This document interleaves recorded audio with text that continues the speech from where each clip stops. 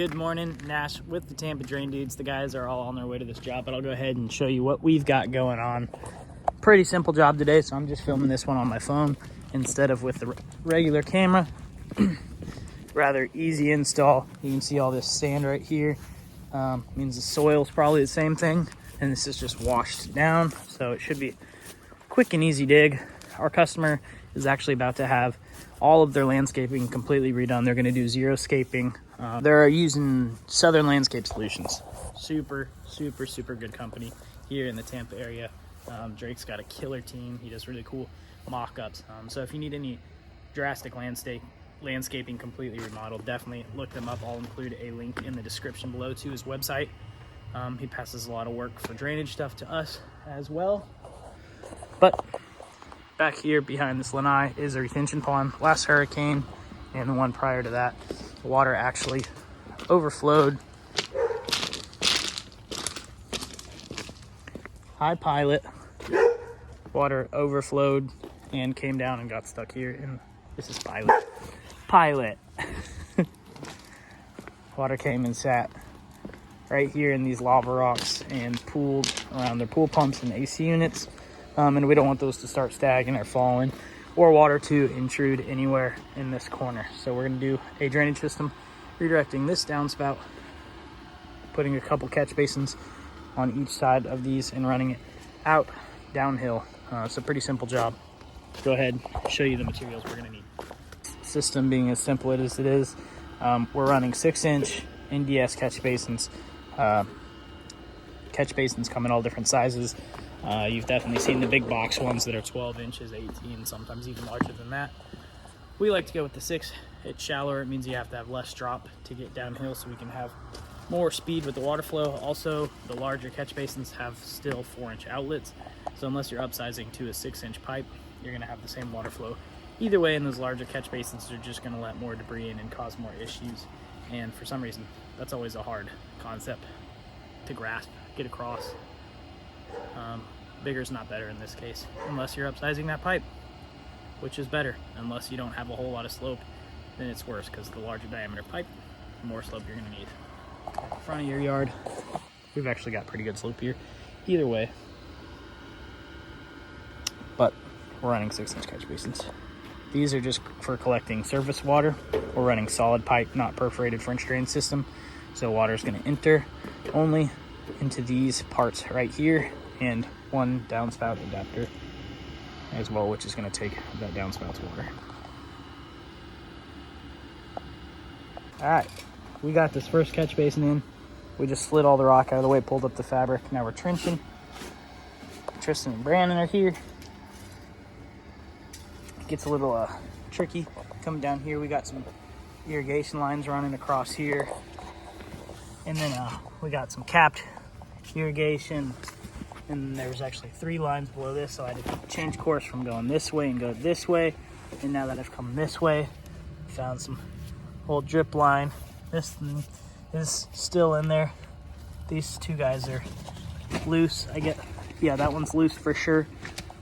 This one is, well, equally loose. And okay, on this end we got gas lines, and it's a good time in the neighborhood today. But hopefully, once we get this last little bit situated, trenched down to good slope, the rest of this will be a breeze where Brandon's got the sod removed. But you know, hoping only goes so far when digging trenches.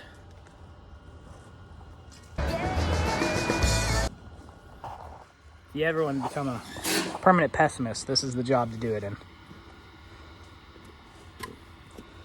All right, we are backfilled here. You can see we got that one first basin right here. Rock this size can be covered up.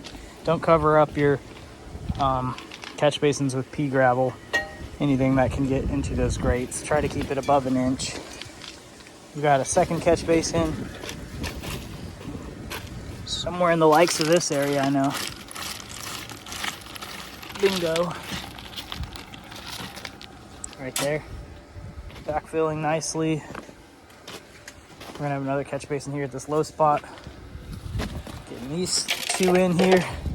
This is a tricky install, tight spaces. Having a great time today.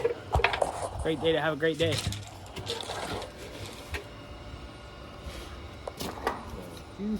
Whenever you make connections, Ys, Ts, downspout adapters, we like to use screws. Any kinds of screws work. These little self-tappers are really quick. You can use some cheap drywall screws and just pop them in. That way they don't come unconnected while you're backfilling. You can also tape them. If there's a lot of roots, use some tile tape around them. Whenever you get to areas with sod, make sure to chop that sod on each side. Just pick it up, get it out of the way. It's not going to be beautiful right when you set it back down, but give it a week or two for those roots to establish again, and you won't even know that you came in and installed the system. All right, we just ran and had lunch, came back, dropped the guys off, and went and looked at actually a new commercial space for the Drain Dudes. So maybe that'll be in our future, not quite sure. It's like a 4-office space, which is totally unnecessary for us, but they've also got a warehouse attached, which could be helpful. So we'll keep you updated if we end up getting that place or not.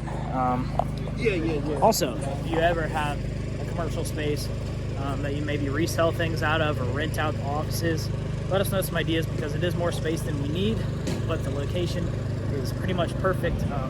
So if there's a way, we might reach out to some drainage companies and see if we can sell some stuff out of there, just to have a little more income and use space, maybe get an office person in there as well. We'll see though. Anyways, Brandon, what you got here at the end? That's it, put it in, go ahead and nail it, screw it in, and then the water come all the way down line with the flow, and when it comes up, this will pop up right here. Absolutely. And then it'll flow just like that into the street. Right out the pop-up emitter and down the street. Yes, sir. Right. Tristan's connecting that last section of pipe. A little bit of dirt left over. Coming back, you can see they already backfilled, threw that sod back on. Like I said, it's not beautiful right now. Give it a week for this to settle and it'll be great. Catch basin looks good right there. Good low spot. Got another one right here. Coming back here, we'll get this area a little bit more cleaned up. I'm gonna come down and wash down all this dirt and this sand. There's a couple patchy spots from the lava rock, and we'll trim these roots up, pull them out of the ground, and get the space just a little bit more cleaned up before we head out of here. Sure, you can have these roots. Thank you. Weirdo. Anyways, we got that catch basin. No, that was there. Remember, catch basin here, one there, runs down and tees in. And we've got these two going to this catch basin, another catch basin in a low spot here. Coming around here, this last low spot, we've got a catch basin exposed. These Hawaiian come down the line. So we've got this catch basin. This one's here, more so for that neighbor's downspout that dumps out here, ends up right here. Coming down the line, got our last catch basin. And all the way to the end